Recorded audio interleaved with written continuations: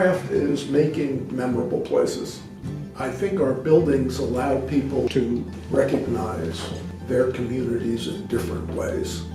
Sometimes we use familiar materials, but they're introduced in a way that they may not have seen before. I think of the project that we did for the Globe News Center, a performing arts center in Amarillo, Texas, where ultimately we used some large stainless steel panels that most people would see out on an interstate highway on a side of a cattle truck.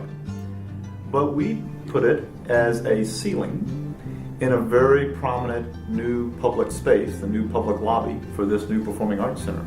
If you live in that community, which is rich with agriculture and rich with cattle business, you'd look up and you'd immediately have a connection. And it's not to be trite about that region, it's to do something that's special for that region. We live in a tactile world, but you wouldn't know this when you look at a lot of architecture because it's so reductionist, there's almost nothing you can feel about it. And it's one of the things that ties us together because we believe that the experience should be rich and it can be varied. Frequently, we're working in a historic context. And the point of working in a historic context is that there are old things that people can identify. They're not selecting us to give them something old again. They want us to take what was old and to make it new in some fashion and to provide the continuity to the future.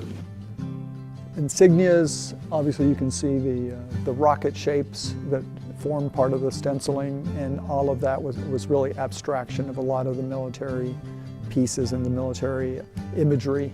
All the colors were drawn from colors that were already existing as part of the life and the history of the campus. I think in our work, we have a different approach to the use of color because we're not afraid of color. Color adds to the environment. Color, texture, shape, volumes, materials, light, all of them come together. The way they sit in the landscape, the way the building shape reflects something about the landscape, the type of materials, the type of spaces, the way light is used. All of those things can be brought into a new building, but maybe put together in a newer way, in a way that doesn't break with the past, but brings the past forward and gives you a way to see the future in a different way.